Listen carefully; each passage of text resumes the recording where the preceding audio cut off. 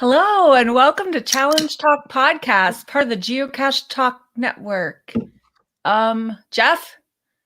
Hey, Geoff. Oh, he's not on. Oh, crap. Okay, 1 second here. Geoff? Are you there? Gotta text Geoff. Geoff? Hello? Oh, I think Geoff lost track of time. Geoff? Oh, okay. Well, I guess I'll keep going. Welcome to Challenge Talk, part of the Geocache Talk Network. We broadcast live on the first Thursday of each month. Feel free to jump over to YouTube or Facebook to watch the broadcast live and join the wonderful and active chat room or listen to the entire show on your favorite podcast player. In this episode, we'll be talking about springing forward with challenge caching. Geoff, are you there? Are you back finally? I think, yes, I'm here. Can you hear me? Am I good? I can hear you. And you lost your Snuggie. I was totally not ready for this show. Oh, man. Caught you in the middle of dinner. Yeah. And I'm going to have to put off this for a little bit. I'll get back to that. Oh, shoot. Good sushi. Putting off the sushi.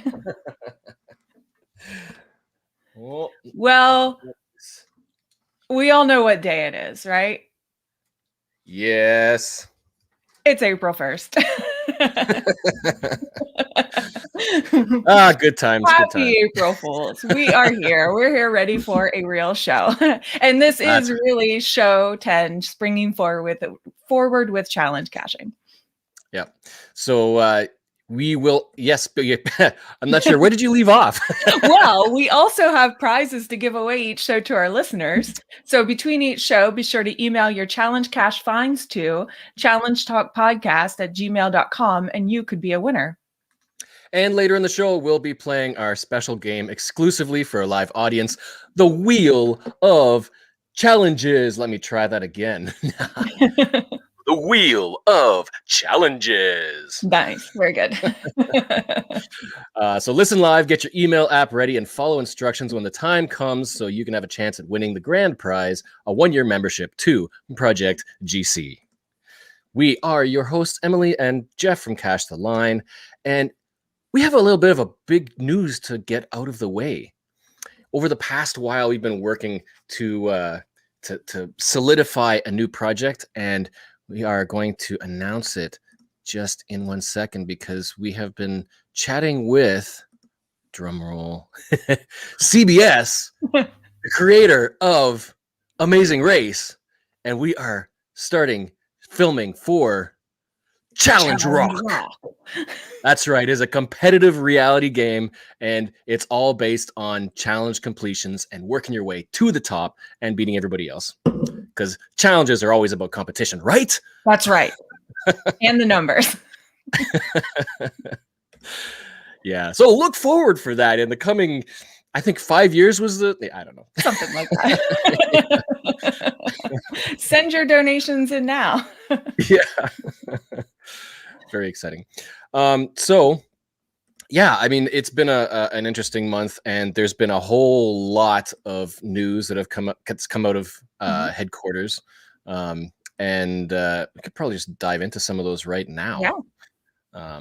What's the first thing that comes to mind that's brand new since last month? So it's not exactly new for you, but it's new for me and a lot of my fellow Americans and others around the world. And that's the upvoting on logs, on cache pages online. And so this has been a feature that's been available in Canada and is it Norway for years now. And I don't know if that was a test project or how it was just rolled out to only a few countries, but now it is widely available. Yeah, I think they were just seeing what the reception would be like and how much it's being used. Mm-hmm. And being in Canada and having seen it and used it, it's not super actively used, but when it is, it's helpful. Oh, that's good to know. Yeah, they tried to stay away from all the negative downvoting and try to keep things positive, whether logs are helpful or entertaining or interesting to listen to. Right. There's only positive ways to vote. Right. So occasionally looking through those logs and seeing those upvotes, it's it's a value add. It's something to look forward to. So if the community uses it and embraces it, it's a good tool. yeah, I've given a few of those. You're not limited like favorite points. You can just upvote anything you want to whenever you want. And if it's used properly, it's really good. And I've upvoted a number of things over the last few years and spotted a few. I think a couple have actually been helpful. Arguably, some people say, how can a log be helpful? Because if it's for a cache, then all the information should be in the cache listing. But Mhm.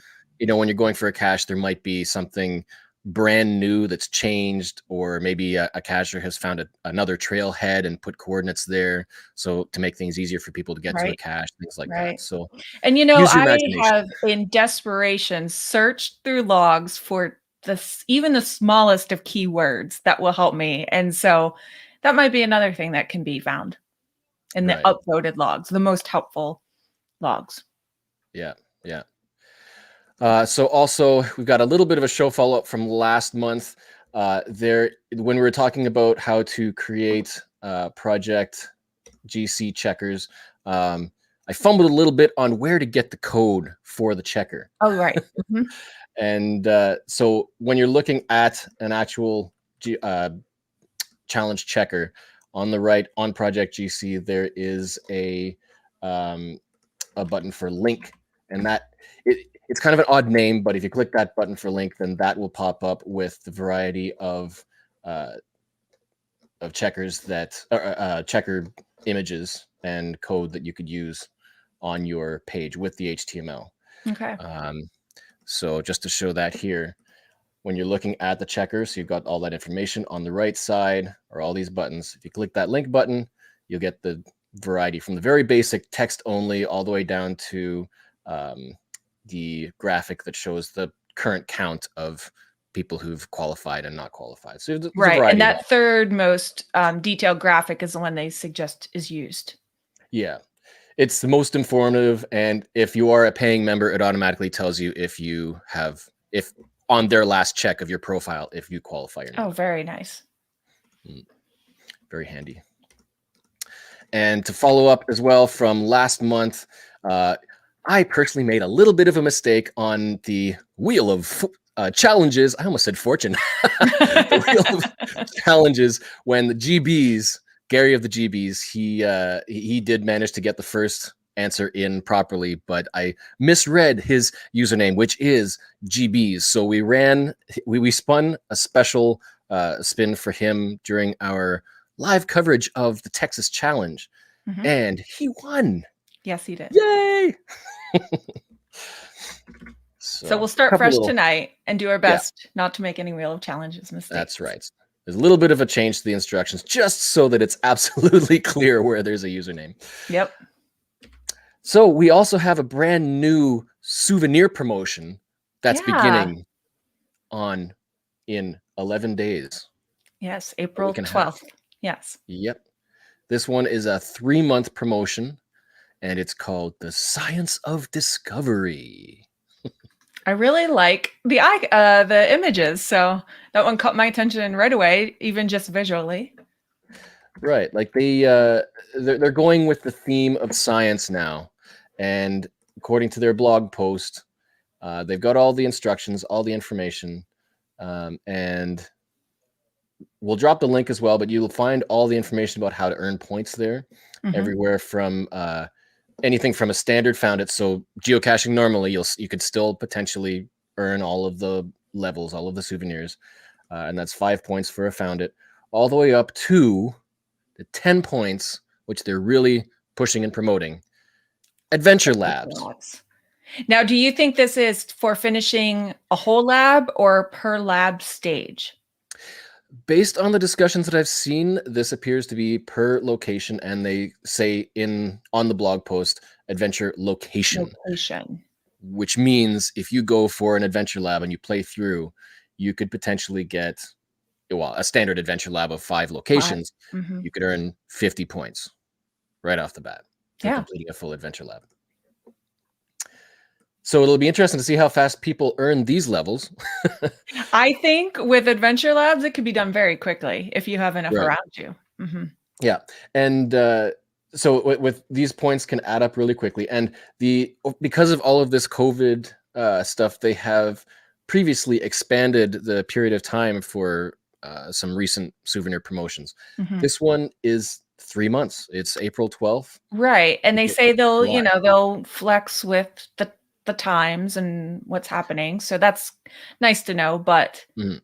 it kind of feels like it feels a little bit back to normal where it's a promotion with a set amount of time.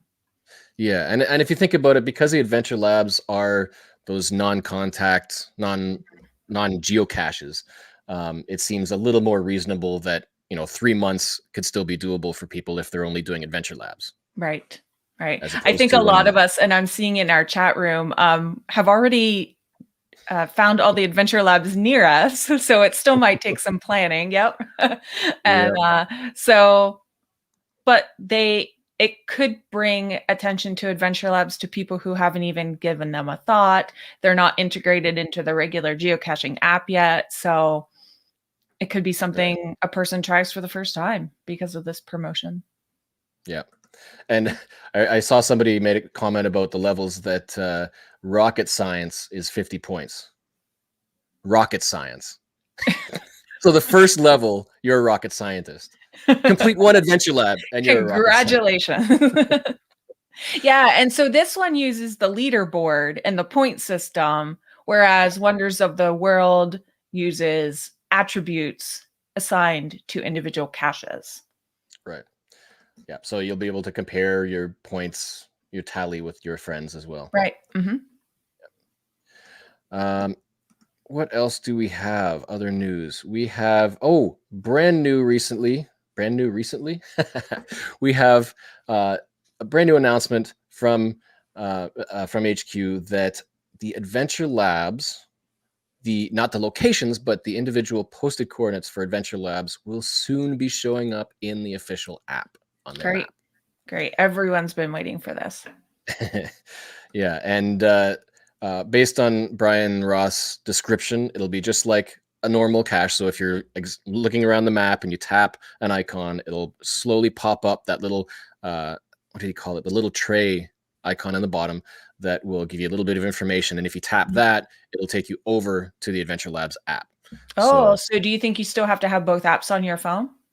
yes, so he said in the podcast, the geocaching podcast, that if you don't have the app, it'll take you to the store, Google, Apple and Android, to download the app and then view it. Okay. So Okay. it's a partial integration, and I think Mhm. that's probably, I'm thinking that's about as far as it's going to go, because they're two separate types of games. So Mhm. I don't think they'll be bringing all of the Adventure Lab stuff into the official app, but they are adding it to the API, which means, as Aussie geocacher C Michelle says, Cachly will have the ability to also show those adventure labs in Cachly in the app, very Right. similarly. So how he incorporates that, we'll see. Maybe he'll be creative and find some ways to make it even more interesting or more fun, but we'll see. Every time, such as right now, it's all about Cashly.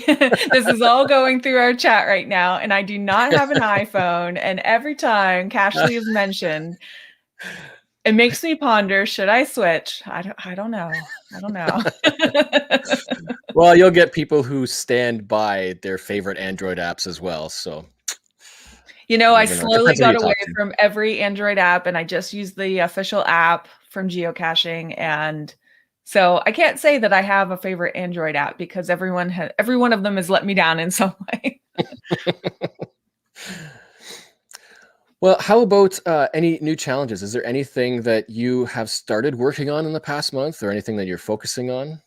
So I am going to be taking a trip soon in May to finish Oregon counties and Delorme pages that I need in Northeast Oregon. So those will be two challenges in and of themselves, and then I'll be able to get my local Oregon Delorme, what would that be? Final challenge cache. So I'll be able Mm-hmm. to get that. The way it's set up, it's a very old challenge in Oregon. And so when you can prove that you completed it, you send in your proof, then the owner sends you back the coordinates. So very old school. It's actually, the coordinates are beyond far away from the actual location. I know through word of mouth that I live close to the actual location, so that's nice. So that's on my radar. And then what I've done is used Project GC to see what challenge caches are around my road trip route. So that's what I'm looking at right now. Right. Yeah, and coming into spring, we'll talk about this later as well, but now is definitely a good time to start looking into planning those those trips for the upcoming months, Hmm. depending on how much you can travel. Right. Right. Always Um, safely. I've recently started populating my calendar, my monthly Okay. calendar, with all the dates that I need to get out and find caches for challenges. Okay. So you're There's filling in a challenge calendar. Yeah, because I use Outlook calendar. I'm still kind of old school like that, but Hmm. I like just having everything digitally visible, so I can just drop in find X number of caches or a certain type of cache or property or whatever on this day, and then I Yes. know when I'm going to that day, this is all I've got to do today, including geocaching. I did that way back when I moved to Oregon 10 years ago. I did that on my paper calendar, I put a symbol on each date that I needed to fill in the calendar. It was so helpful that I could move to a completely new location. I think that's the only way I was able to um, fill in my days of the year calendar as quickly as I did. But it was with any cache type, not such a higher standard of filling in that calendar with all challenge caches. That's pretty awesome. I would love to do that someday. I just live in a cashed out area. It's not going to happen anytime soon. I can't plan on any kind of number challenges for that reason. Yeah, that's rough. And I think I'm still kind of a little bit fortunate in Ontario because we've got so many very, very active cache owners, Mhm. that cache hiders, that there's no shortage, and Ontario is huge, so there's still loads of opportunity. That's awesome. But Ontario keeps going in and out of lockdowns, which means the reviewers have decided to either publish or not publish, depending on the state of things. And so we're in and out of new caches coming out. Um, so it's keeping everybody on their toes. Absolutely. Yeah, our reviewers are every so often sending out their message to the masses of Oregon, what's currently going to happen and not going to happen. Yeah. That's a job to stay on top of the guidelines and how are we going to interpret it for geocaching. Hmm. So if we are going to double check our statistics, our challenge caching statistics for this month, we have some changes, a few updates. So based on Project GC's stats, so viewing from the tools drop down into the challenge checkers uh, link, it'll take you to information, and in that top right, they've got checker statistics, and here you can see that as of today, we have 6,084 active scripts, and that is the total number of scripts that are handling all of the challenge checkers across the board, and that is up by 100, just over 100, 120-ish since last month. So there's still new scripts being written. And not being back end, maybe Rich Reagan, I'm not sure who is maybe a script writer in chat, but maybe somebody on the back end might have an idea or be able to explain how so many scripts are still being written. I mean, has not everything already been thought of? Is it because of the so many variables on a lot that are so similar, but just that one twist on them that makes them a new script? Well, it's kind of it's more algorithms, like the variable, I guess, depending on how the scripts are written, variables change in the tags. The scripts Okay. are the things that handle those variables. So if the Okay. script is well written, then it shouldn't matter what the values are, as long as the scripts and the functions can handle it all. So and there are a few scripts that are extremely versatile. Okay. So um like there are some scripts that are multi-script handlers, and some, like, it would be fascinating to look at the back end not as a script writer, but yeah, so it's still interesting seeing these stats update. Speaking of tags, since last month, we have new parameter sets are now at 35,844, which is up by 400. And that is basically unique challenges. So those are multiple listings that some of them may share the same challenge, but different parameter sets, so different values. But some of them may be duplicate. Okay. So And unique Rich challenges, said, not challenge caches. gotcha. Rich said he needed a new one just this week. 5 states with 100 unique icons per state did not exist yet. So, yeah. Interesting. 100 unique icons or 100, attributes, maybe. 100 in each state. Times 100 with unique icons. Okay, yeah, okay. That's a complicated one. Yeah. times 100, yeah. Yeah. So in each of 5 states, you have to have 100 unique finds. 100 finds with unique icons. Unique icons per whatever. Trying to describe some of these challenges in one compact sentence is sometimes really fun.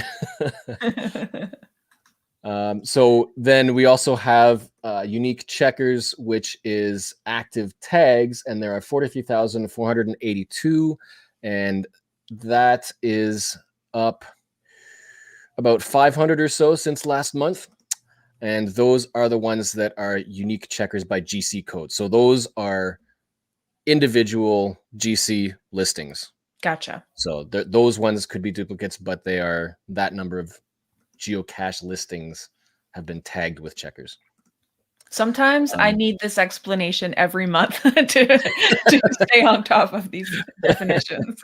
There could be a diagram to like show how the relationship of these things, but it's all the back end. So yeah, doing a search by attribute, challenge caches worldwide, we are now at 30,826, and that is up by 627 new caches, new challenge caches since last month. Great.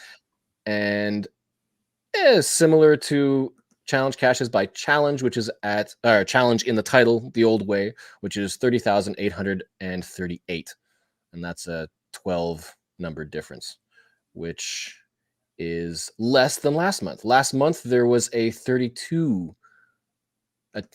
count difference between the two. So they're getting even closer. One of these days they'll be the same. Maybe. It'll be a celebration on our podcast. So after those checkers, if you recall last month, we ran through the process of how to create a challenge cache, and including setting up the challenge checker. And Emily, you created your very first challenge cache. How's that going? Well, we talked a little bit about it on our April 13th challenge talk show, but to keep everyone in this audience up to date, I had to completely change the theme of my cache. And that was by choice because I want to save my theme when we're outside of a pandemic. The pandemic, to go back, my theme was going to be to find unique icons. So to have a certain number of icons found, traditional, multi, virtual, letterbox, etc. So in a pandemic, I was being told that I cannot include things like mega cache, giga, because none of those are happening right now. And so I didn't want to be limited because I picked bad timing. So I'm going to hold off on that challenge type. And I got some ideas from just finding our way. And I loved the idea presented to me by him that I live on the coast and a lot of folks come through traveling the coast on a road trip. So I created what's on one hand a very simple cache, but the idea was to name it so it's a little more interesting, as well as be a treat for people who do road trip the coast. So it's to find one cache in the 7 counties that, or in Oregon that border the Pacific Ocean. So really you only need 7 cache finds to qualify for this, but it's, a matter of several hundred miles to Mhm. qualify for it as well. Mhm. So that is the theme that I went with, and it's been well received, and people are already posting their qualifications on it who haven't been able to come by yet. And some of my local cachers are finding it. So that's the adjustments I had to make, but it really wasn't too hard to make those adjustments. And I shout out to the script writer who wrote me a script, or whatever the right term was. And then I came back with my reviewer's no. And so that one just had to go away. And I'll be asking for that script another time, with some of the guidance from the reviewer. Mhm. And it's a good change, I think, that you made as well, because that encourages people to do a little more traveling, as Mhm. long as they're Even capable of some of doing our that. locals, as I was looking up who qualified for this, and something I had to do was I found a Project GC checker for all counties in Oregon. And then I ran local cachers' names through. So even though most of the local cachers' names said they didn't qualify for that challenge, it didn't matter. I was using that challenge to give me 7 specific counties. And so I could quickly see, using a different checker, who local qualified for that, so that I could prove that this was an attainable challenge. Right. And that can be one of the more difficult aspects of some of these challenges, because um, even though there might be some geocachers who have tens of thousands of finds out there, they Mhm. might not qualify. So the first people you go to generally are going to be the people with the most finds. Right, But right. depending on your challenge, they might not qualify. So trying to find somebody, you kind of have to think what geocacher might already qualify. If Mhm, it's a traveling one, who travels the most, and then mhm. try their name. Right. And I have to say, I had being my first and having an idea that got turned down, and then I had to readjust. I had a lot of thoughts and feelings around the process. And some of my feelings around the process came in with those 10 local cachers who Mhm. qualify. And I got to the point where I'm like, this is so frustrating. I feel like I'm hiding a reward cache, not a challenge cache, Yeah. because I'm in a small area. And so if I hide something that only my very small area local cachers have found, it's not a challenge for them. And it's only going to be a challenge for people who happen to come to my area. So I posed that question to one of the Oregon reviewers, and I was told that. So, like I said, I live on the coast, and then there's I-5, Interstate 5, and um, we have to travel over a few select crossroads to get to I-5 from here. And so there's a number of folks who live along I-5 directly to the east of us. And so those folks who frequently come to my area would be allowable as part of the 10 cachers who qualify standard. So I really felt better about that, knowing that my pool of app or qualifiers, it wasn't so shallow, and Mhm. that I could possibly hide challenges for my peers, if that makes sense. I just, it felt like I wanted to give them a challenge too, and Mhm. not have everyone automatically qualify who could they could all rush out and get it, at Right. one time. So those are some of the feelings I had, and the good insight I got. Yeah, I felt kind of the same way when I was working on my grid runner challenges, because I was trying, with the moratorium over, I was trying to come up with a challenge that, knowing that there are so many people out there who have some extreme stats, I didn't want to publish a challenge that would be hard for most people, but then 60, 100 people can just come out and sign it because they've already done it. Right. So trying to come up with a way to create a challenge that, as much as possible, gets everybody starting at the same level. And that's not easy to do when you've got people who've cleared out their home areas, Mhm.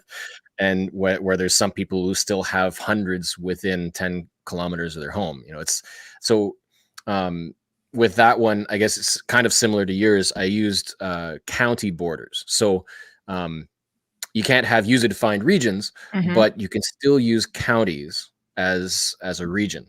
So for some of these very standard challenges like fizzies and jasmers and whatnot, um, came up with a number of fairly basic common challenges, but restricted them to within a county or 5 neighboring counties or something like that. And that takes a lot more work, a little more research, because you've got to make sure that the challenge is actually attainable. Hmm. So if you're doing a FiziGrid, you've got to make sure there are at least probably 2 or 3 active caches for every DT in that region. But at least in that case, people who definitely qualify for 3 fizzies who live 50 kilometers away might not qualify for this, because if they don't come to your county to do that, then they still have to come here. Yeah, that's a good So point. that kind of helps a little bit in evening the playing field a little Yeah. bit. Yeah, and sometimes I feel like I'm not very creative. I can't create from nothing. And so now that I've gotten a few ideas thrown my way, and other folks, I should have been more prepared. I don't even remember who, but some folks have been sending certain challenges my way to say, "Have you done this one? Have you seen this one?" And it is inspiring to me seeing the variance and the creativity people have called the variance. And so, it's for me, it's not just finding 7 caches on that challenge I hid. It's about counties that border the Pacific Ocean, so Mhm. that's much more interesting. And Yeah. so I've seen just those simple, even boundaries turned into very interesting themes just by taking Mhm. a look at what can I do with a county? Mhm. Yeah. This geographic line, how can I turn that into a topic? And so I've just been really inspired by some of those. And I hope that that gets my creative juices going now that I have a springboard Mhm. from an idea. Right. And I think that is really the way the challenge caches are going now post moratorium, because there's, technically speaking, there's not a whole lot of creativity you can have because of the new guidelines, Right. but you can be creative in the themes and the connections about um, why people are trying to find certain caches, Mhm. and what the connections are there. Right. So, for example, I saw one that was all about the 50 states, and you didn't have to, it was just, there was no definition of how many states you had to find, but they attributed electoral college votes to the states. So, whatever it carries in the US for the presidential election, you had to come up with the amount of votes to win the presidential election based on the states you've visited, if that makes sense. And so Mhm. anybody in any combination of states could qualify for this challenge. And it was just such a unique way to look at a geographic region, but I qualify for this in a different way than the next guy does. Right. And we've got a couple of challenges to highlight later on. They're similar to that, Good, being creative in that way. good. And I do want to say, it's in my personality, it's hard to go into something blind. And I really felt that way with the checkers and requesting a checker in the forums. I didn't know the language, obviously, like I said, I need this definition every month for those terms. So it really felt daunting to me to use not to use the forums, but to ask for something that I didn't understand what I was even asking for. Mhm. And it really turned out to be so easy. I just Mhm. used the read me first post. I followed the instructions. I asked what I needed to ask, and someone got back to me in like moments. And I know it Mhm. won't be moments every time, but it really was not as daunting as going into something that I didn't understand felt like it could have been. Right. And they're very good with that. Like, if they, as long as they can understand what you're trying to express, then they're friendly, they're helpful, they'll do things for you, and let you know whether it's doable or not. So, Yeah, like, by all means, like, they know there are people who are constantly going there who have never created challenge cache before. So from sure. beginners to experts, they have to deal with everybody, and it's a good forum. And Yes. I mean, that's what they're volunteering to do, right? They're Yeah, interacting with and people, they're trying to make it a volunteers, fun so experience. hats off to those script writers because Mhm. as we've said, or as we know with the guidelines, it is absolutely required on new challenge caches, so there's no way of getting around it, so thank you to those volunteer script writers, for Mhm. doing it and for, um, the friendliness in it. Mhm. It's kind of like IT tech support. You have to deal sometimes with people who don't know what they're talking about, but you have to be a friendly voice to make Right, sure that everybody right. gets Yeah. things done. So they were. So those are all my thoughts on how it went to between last month and this month to get a challenge cache published for the first time. hmm And has it been published yet? Yes, It it's is been published. published. Yes. Mhm. Yeah, that's right. And has there been a first to find on it yet? Yes, it was really kind of awesome. I had a geocaching friend reach out to me and offer me some. Oh my goodness, it was amazing. Side note, amazing gift for a geocacher. He gave me a ream of Right in the Rain copy paper. And so the day we arranged to meet up for that is the day it got published. So he was able to get it on his way to me, give me the paper, tell me he was first to find. So I got to congratulate my first to find within moments of it happening. And so that was kind of fun. Mm, mm. Oh, Rich has clarified. It is 100 caches in each of 5 different states, provinces, countries, or regions. Plus, you must find at least 5 different icons, a minimum of 1 different icon in each of the 5 states, provinces, and countries. Okay. So I would describe that So as, potentially 95 traditionals, a multi-virtual letterbox, and a yeah, webcam. yeah. Okay, So 100 finds spanning 5 different types, spanning 5 different regions. great. Uh, yeah. Ooh, the Pizza Ninja says, I need to create a pizza challenge. Any ideas are welcome. Ooh. Ooh. See, there's a lot of numbers you could use with pizza challenges. Themes like a Pie. pizza pie. um, maybe themes somehow based on the number of toppings. So like a 2-topping pizza, 3, 4, 5 topping. Mm. See, these are Little the things like things. I need the inspiration, and then yeah, the wheels get turning. yeah, yeah. So it is also now springtime. It is April 1st, and we're springing forward, as it were, into better weather, better a better season, better weather. Yeah, on the northern hemisphere at least. Longer days, Longer more days, daylight longer for sure. caching. And so I don't know if we mentioned earlier that we were looking to what kind of challenges we can work on for the season, planning out the summer, and hopefully with the freedom to be able to travel. Right. But one of the challenges that I've been adding to my calendar now, we had a number of new challenges published in Ontario, and one of those is a DT shade challenge. So again, it's fairly straightforward, finding a certain number of caches in a certain number of DTs. When you look at your stats grid, and that shade changes when it jumps into the next number, into the next range of numbers.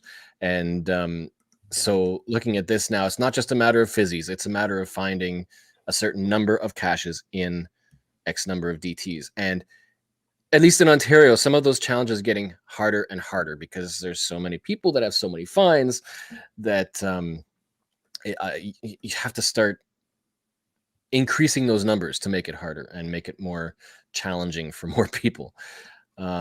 So I still need to go through all those different DTs, but doing the searches to say these are the rarer DTs. I need to find these ones, and especially now with better weather, getting out on the water or Right. yeah, and so that's one thing. The other thing is again filling those calendars, filling the month. I don't do the entire year, but just when I move into a new month, fill out that month of the dates that are needed. The one challenge that I've noticed people working towards now is finding a full calendar year of challenge caches, because now we have the attribute, it can be searched and it can be easily determined. Right. And so trying to like, not only is it just finding challenge, it's finding 300, at least 366 challenge caches, and one on every date of the year. Yes. Oh my gosh, that just sounds so daunting to me. I can't even say that there's that many in Oregon. I could be wrong, haven't counted, but it doesn't seem like it. And the hardest, the most, I want to say frustrating, but the most difficult part of planning that is that if there aren't that many caches, that many challenge caches in your area, then you have the issue of having to travel farther and farther just to get one a day. Right. Right. And and sometimes we have some power trails of challenge caches. So up until that challenge was published, we go out and find 50 to 100 challenge caches along the trail, whether we Mhm. qualify or not, sign in and keep a record of it, but we get them off the map. So all these clumps of challenge caches are, for us at least, generally already found or gone. So now Yeah. we've got scattered challenge caches all over the place, and kind of like planning out your daily consecutive caching trips. It's like, yeah, traveling farther and farther just to get one for that day that it's needed. Yeah, really, that's And been the reason I don't streak. That's just so daunting. uh, Sharon asks, finding or qualifying and logging. That challenge would be for the date of the find log. That's about the only thing you can check anyway. So the checkers would be as of the find date for that particular cache, Yeah. and that's what would qualify. And as Um, a reminder, Rich says in the chat that you can't require right, 366. right. That, yeah.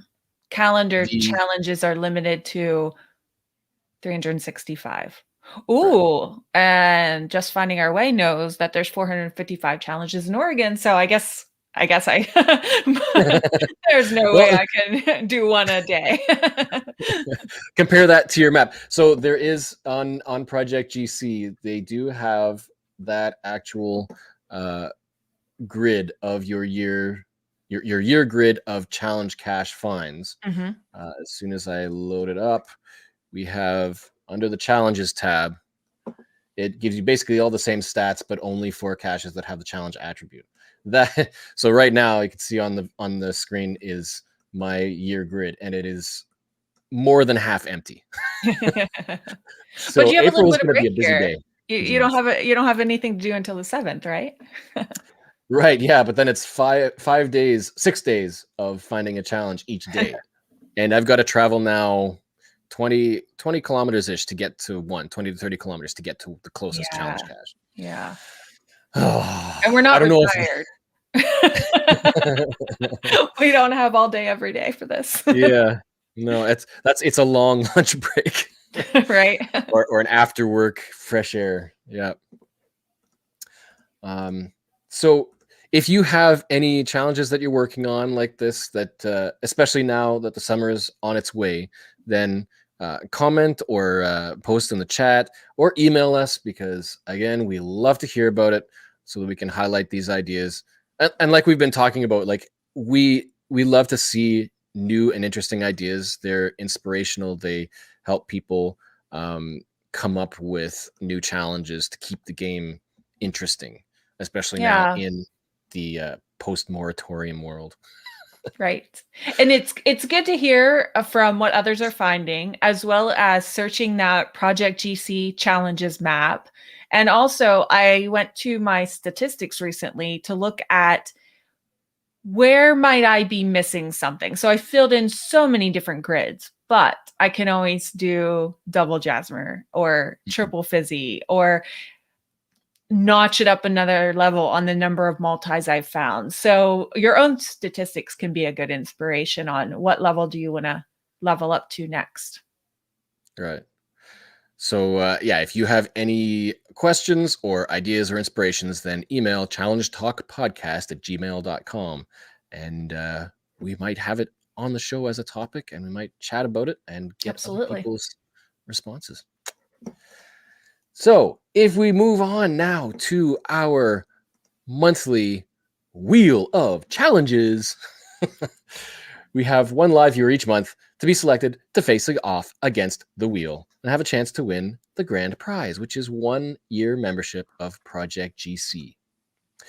To enter, be sure to send an email with the subject containing "spin me" followed by your geocaching username in brackets. So put a couple of brackets. Let me fix this display. Uh, Make sure that it's in brackets so that we know what where the username is, and there's no question. And There we include the answer to the following question. The first verified user gets the wheel. and your profile will be checked live on Project GC. And if you qualify, you will win. And here is your question. Which souvenir rank in the Science of Discovery promo requires the most points? All right. If So, you were right? watching. Yes. We scrolled by it very quickly if you were watching. Yeah, so that starts on the 12th. So that's what is that? A week and a half ish. Yeah, is that 11 a days. Friday? I was really glad to see that this promotion included the dates of my vacation, because usually that's how I hit the promotions, is when I have a good dedicated amount of time to go geocaching. Of course. Mhm. And I feel like I'm going to be someone who is trying to qualify for this by not focusing on Adventure Labs. Because it's just There you it's go. fun to get You the real always thing. give a good twist to the challenges, so I like that. Try Yeah. to accomplish it without labs. And especially now with so many um, labs being already found, Mhm. like it could be they're fairly limited when they're coming out. So um, a lot of people have already found a lot of them. I know there's some people local uh, who have who pretty much go for them as soon as they're published. Right. And I've been with doing that. bonus I don't caches know now as why. I well. don't normally treat regular caches that way, but I've been treating labs that way locally. Yeah, and I mean they're simple to get to usually, and you kind of want to get them so that you're able to get the bonus cache as soon as possible, Yes. Yes. especially for an FTF. We have the first person who has sent in the correct answer. The answer is futurology. Futurology. How many of us knew that word before this promotion? And the winner is Zipper Tiff. Zipper tip. Zipper Tiff. Zipper Tiff. And Zipper Tiff. Did I? That's an I, yes. So let's bring up the wheel. And we shall test Zipper Tiff against the wheel. There it is. All right. That spin. Virtually tapping the spin button. What have we this month? It's snowing down. Oh, do we have? Oh, Oh, it's a 5-star, well-rounded cacher, the Fizzy Challenge. fizzy challenge. GC11E8N. All right, Zipper Tiff, what do you think? She's in our chat. This is a 5-5 challenge. It was published in 2007, long pre-moratorium, by Kialia in California. This is the original Fizzy challenge. The original Fizzy challenge in California. All right. This And is she the says one. she thinks she's good, so we'll see. This Good isn't luck. just one Fizzy. This is the special one. This is the one The that has date special one. restrictions. Okay, Yeah. what are they? So there's no new caches will qualify for this challenge. The challenge is to first find at least one of every cache DT combo. So that's the full Fizzy grid. Okay. But you'll also need to have at least one of those cache types. One of each of the cache types below. So Earth Cache, Event, Letterbox, Cedo, Multi, Traditional, Unknown, Virtual, and Webcam. And ape caches aren't included. Megas are or megas or locationless. So just from that list.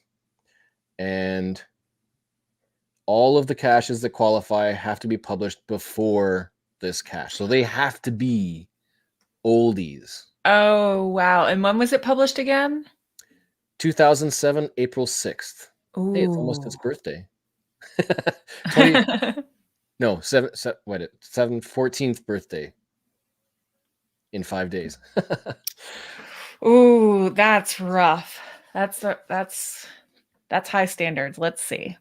Right. This is the type of challenge that cannot be published anymore because of the date restriction, which Right. makes it extremely hard for people to qualify. This is the type of challenge that gets harder and harder the more time it goes on, because those qualifying challenges slowly get archived. Right. So let's double check to make sure. So if you're watching right now on the screen, I've got the Project GC browser plugin, which displays, because this is pre-moratorium, there's no checker for it, but other people have created one. So the Project GC plugin lists displays any associated challenge checker for it. And there are 2 created. The interesting thing is that both of them have different stats on them. So let's see which one is the good one. The good one that lets Tiffany win. This one was created by Target Feature Matrix Checker. Let me just double check. So max hidden date. So before April 6, 2007. Later event. Later types. I guess they are allowing event and CETO. Yeah. So difficulties. Oops. And these are the required types. I guess this one has some exceptions programmed into this script. Interesting. So let's hide that. This script says does not fulfill. Missing a 2 difficulty 4.5 terrain and a 2.5 difficulty 4.5 terrain.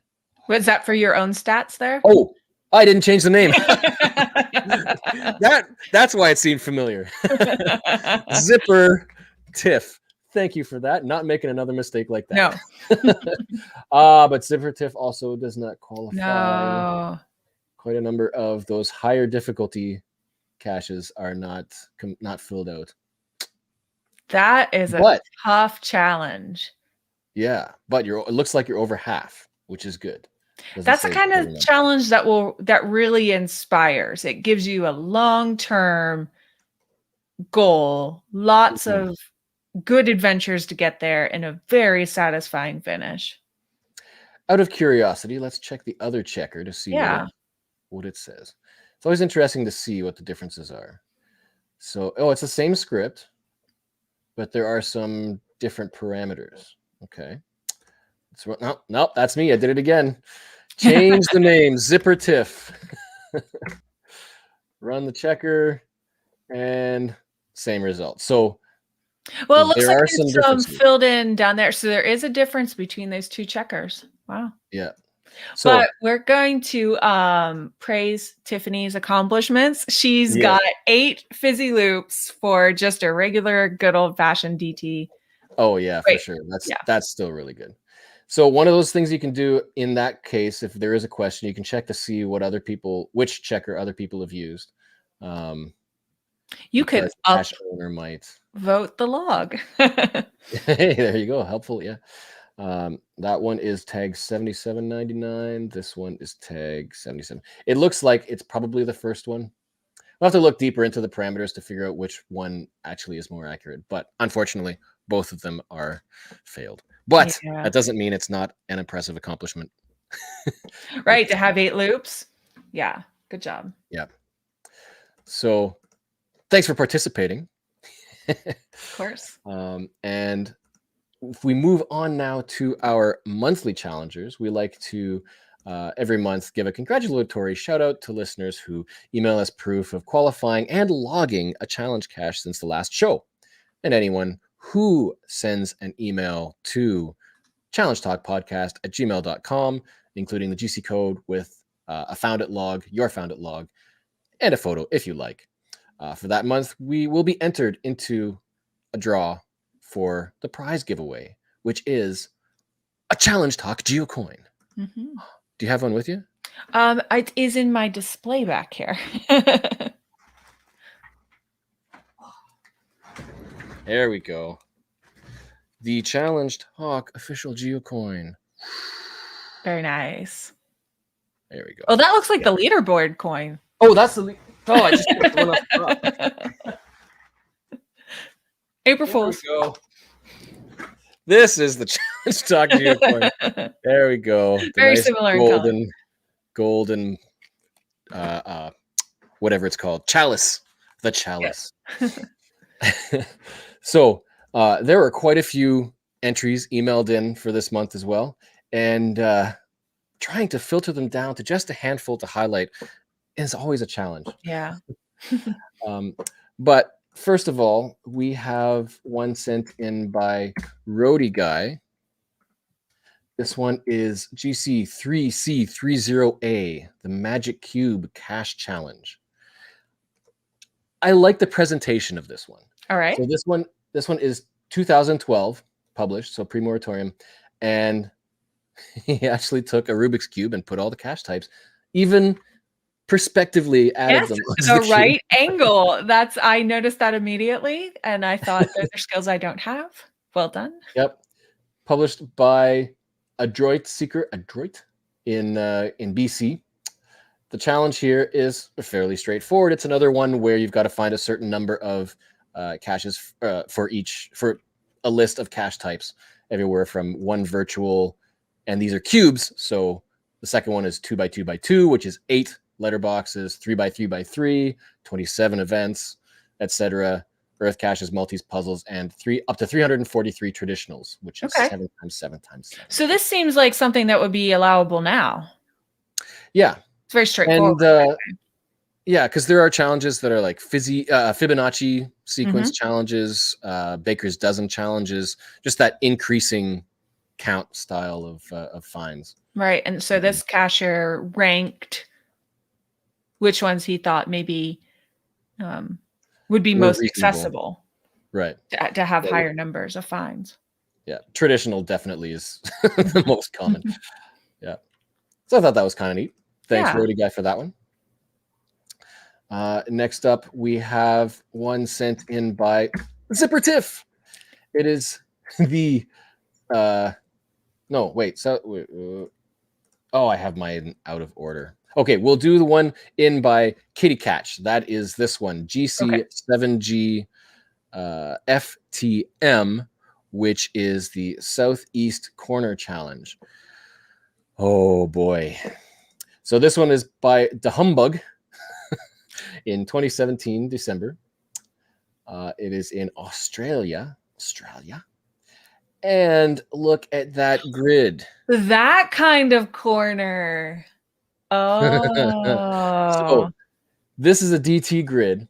Okay. And to qualify, you need to find in the southeast corner of the DT grid, what was the amount? You have to find at least 100 caches of 6 different types, all in the southeast corner of the DT grid, which is everything from difficulty 5, terrain 3, diagonally up to difficulty 3, terrain 5. So usually they're like a corner, right? So like a little square, like the bottom right corner, top left corner, 3x3 or whatever grid. This is like an angled one. So that middle of the grid is not relevant. It's right. All harder stuff. I'm very curious if I qualify for this.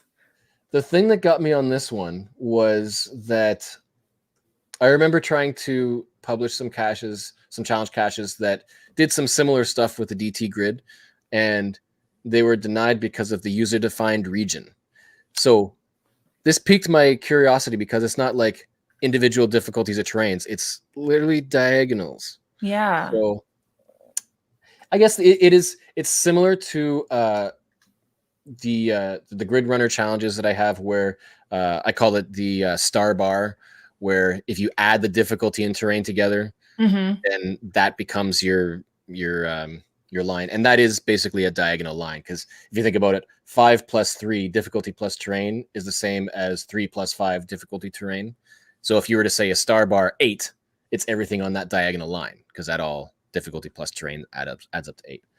It's tough to explain, and it was tough to come up with a way to explain that in the cache listing, that it wouldn't appear as a user-defined region, but more as a mathematical, statistical thing. So I guess in a way, this is true. You could say the D plus T adds up to at least 8 or more. That would cover that corner. But anyway, that pattern caught my attention. So I thought that was kind of an interesting one. And that was published in 2017. And I checked, and I do not qualify. Something to work towards. That's 100 caches, and those are high difficulty and or high terrain. So you definitely have to target caches for that one, I think. Right. Very purposeful. Next up, we have the. Okay, let me get the right one. Yes. We have one sent in from Just Finding Our Way. It is GC51ZZK. Yes, I said ZZ, and I'm Canadian. Well-rounded difficulty terrain day challenge by Ragfoot in California, published in 2014. And this one, I like this one. This is a pre-moratorium. We have a couple similar to this, but this one is completing half of your fizzy grid, your DT grid, in one. Oh, excuse me. In one day. In one day. In one day. That's 41 different difficulty Ooh. terrain combos in one day. Ooh. And I remember this one used to be a kind of a popular one in the early days of challenge caches because my geocaching profile had this graphic that's shown on the cache listing. Right. I It know created that your I most have well-rounded that. DTA. Yeah, I know I have that statistic on my profile, Mm-hmm. but I am And nowhere near 41. I used to have that one on there as well. I liked working towards that. That takes a lot of planning. And there are people who have, again, created things like power trails with as many DTs as possible. Mm-hmm. And one of my series, the Tree Climb Trail, my aim is to at least try to get a complete 81 grid of all tree climbs along a trail or two in that same vicinity. So that'll take some time. Plus, how do you get a tree climb, a one terrain tree climb? So, right. so I just checked my stats and I only have 27 in one day. So long way from 41. Yeah, I didn't even try that day. It was a day where I went caching and mostly got from one guy who does try to hide a variety all the time. He's hiding something that might not be very common. So it was an accidental 27 in one day, but I'll have to try again for 41. And I guarantee I'll get poison oak that day. So that's another way I have to gear up for my challenges is be ready for poison oak. Yeah, I can't remember what my current max is, but I do remember that the qualifying day was 45. 45 I have. Okay. My qualifying day, there was a power trail of high difficulty in terrain puzzle caches, I think it was, in central Ontario. And a few of us just took the day and they were all roadsides with a high variety of DTs. And it was kind of along an escarpment. So there's like a big cliff with rock walls.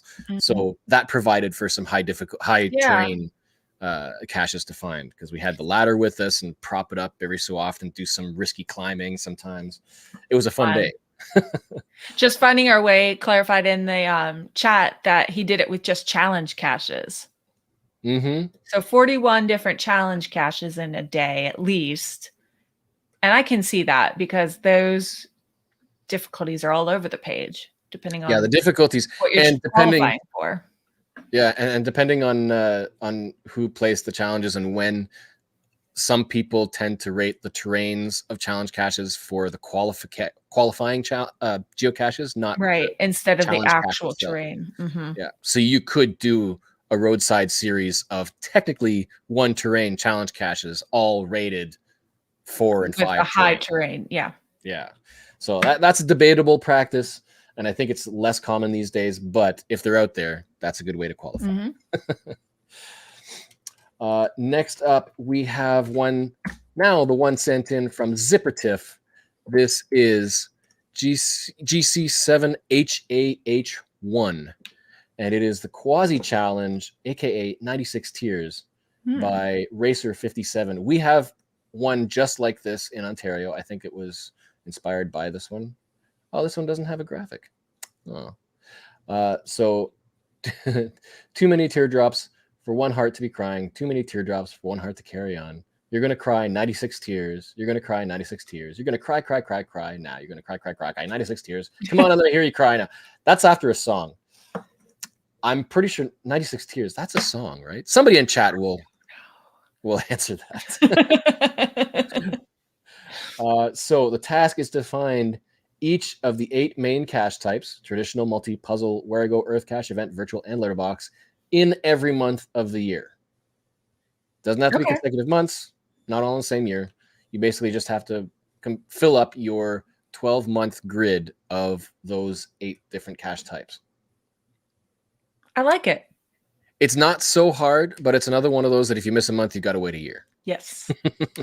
So it can take a lot of time if you don't target each of those cache types each month. And it's another one of those that, if you started off and you're almost qualifying, but then the month before you started, you're missing one. Mhm. No. I wonder if I can find the graphic one. The one that we have in Ontario has a nice little graphic that you can print off and To track, if you will. yeah. A lot of people have used that to. Is that it? No. Well, it's near Niagara Falls. I'll have to look at. Maybe I'll drop a link in the description as well. But yeah, there's a nice little graphic of that whole grid of all those 8 cache types for each month. That's another fun one. Ooh, I do not qualify. Ooh. I'm mainly missing where-I-goes and 2 letterboxes. How far away? Like how within the So I year? need a where-I-go in April, May, June, July, and August. So I could do that. And I need a letterbox in December and January. I'm going to work towards this. Yeah. And the other frustrating thing is that is such an easy qualification. Just find a letterbox that month, but it's so far away. Right. It can be. So next up, we have one sent in by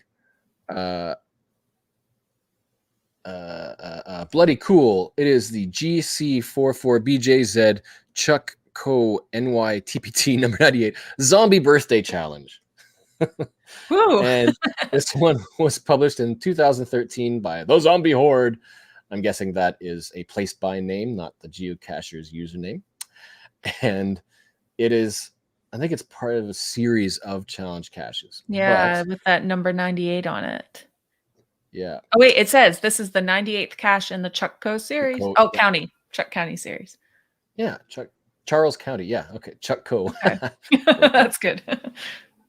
So this one, the challenge is, here it is. In order to log this cache's find, you must first find and log a cache that was hidden on the exact date as your geo birthday. I think a lot of people know this challenge or have already done this challenge, but I think every geocacher at some point needs to complete this challenge. For sure. Because so you're finding one cache. Yes, one cache to qualify, but it has to be a cache that was published on the exact date that you set up your geocaching user account. Month, day, and year. Yes. Gotcha. So the exact date you created your account. So some people tend to think of their anniversary as the first date that they found a cache. That's one type of anniversary, but this one is the date that you create your account. That stat is available, I believe, on your public profile. It is, because that date is a lie for me. It was a few months till I went out and got the first one after I created my account. Well, it's not a lie. It's just a different it's just a date that doesn't mean anything to me. Yeah, so you've got your joined date right under your name on the profile. Joined, that's the date. You need to find a cache published on that date. That's the challenge. And I like that because, I mean, for one thing, when you created your account, you weren't looking for a cache that was published the same day. You had no idea. But and the chances of one being published near where you are on that date is also very slim. So it's one that can encourage traveling if necessary, learning how to search for a specific hidden date for a cache. And it's just one cache, but they are out there. I think there is an exception for if there isn't one, then there's things for published before 2004. So, I mean, if there is an issue and there is no qualifying cache, then there are exceptions. Oh, But that's good. for the most part, anybody Yeah, the there's further going to be back you someone out. go, I think the fewer caches were getting published. Mhm. I would think so. That's good Yeah. that he has some exceptions there. This is one to do if you're going on vacation and you don't have a qualifier near you.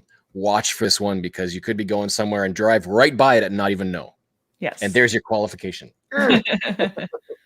This is interesting from the chat. Mine was Christmas Day, and it was a little difficult to find a cache published on that date. It's not published. So It's yeah, there's the difference date. between published and hidden. Yeah. Right. So hidden on Christmas Day would be the thing. Yeah. So that's the other thing. That's another aspect of caches that that beginners might not know about. The hidden date isn't necessarily the same as the published date. Mm-hmm. The hidden date, you can put whatever. Generally, can put whatever you want into that field when you create a cache. Right. Published date, you have no real control over. That's when the reviewer decides to make it public. But the hidden date is ideally, theoretically, the date that as a cache owner, you go out and place the cache. Mm-hmm. Because you could do that and then go and create the listing, and then 2 weeks later, it could get published. So that's the difference. What counts for those date challenges, your Jasmer and... Right. Yeah. So if you were doing searches, what you see when you do a search for caches is that in that date hidden column is the hidden date, not the published date. Mm-hmm. There is a feature on Cachely to search by published date.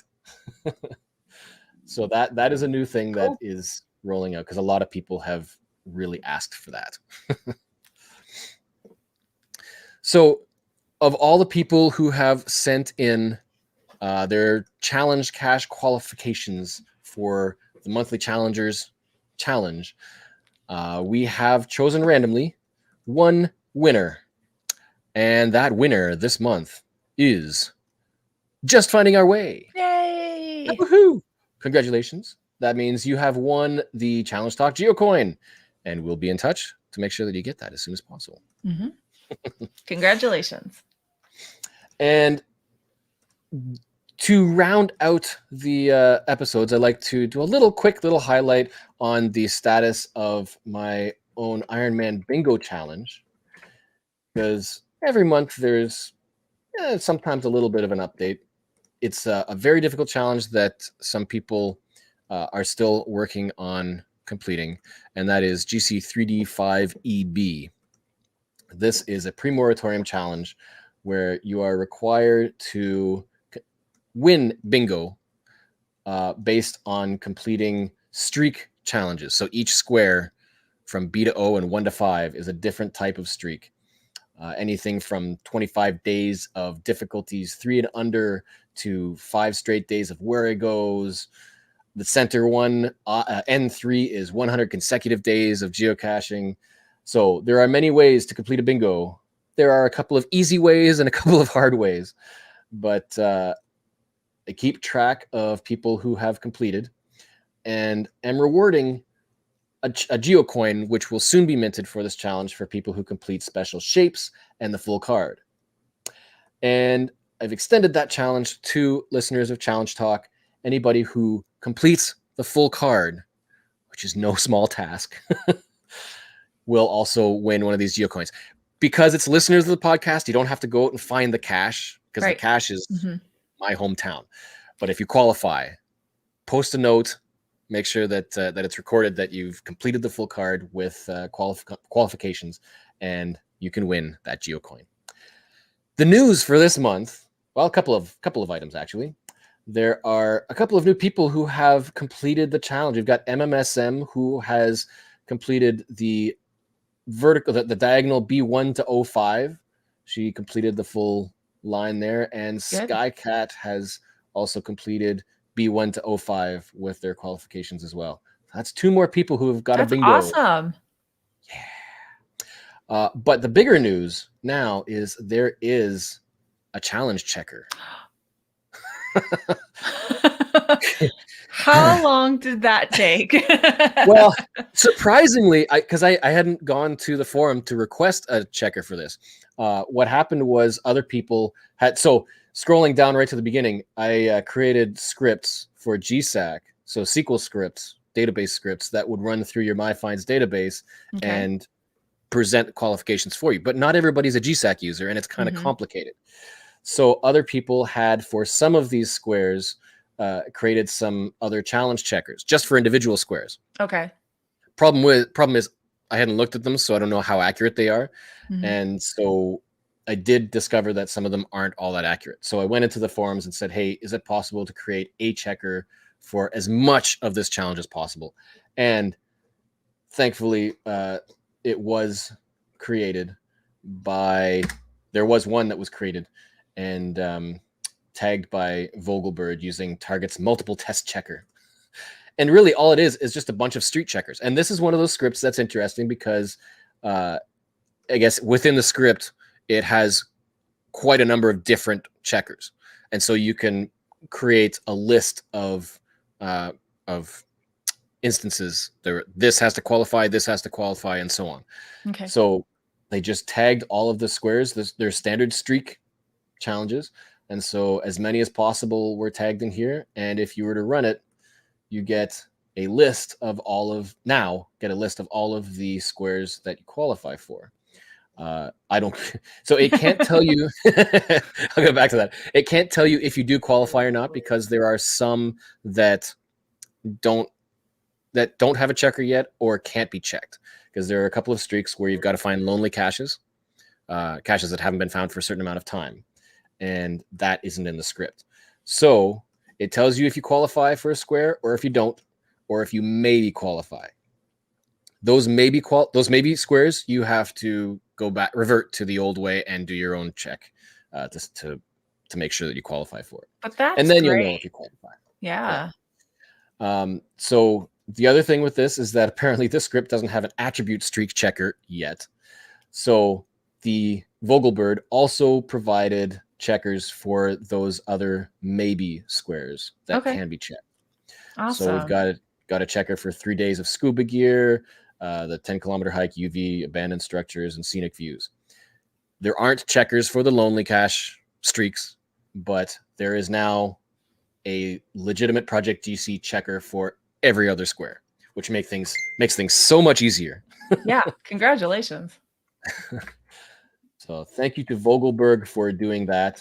And now anybody who wants to test their qualifications doesn't have as much work to do. That was part of the difficulty of this challenge. Right.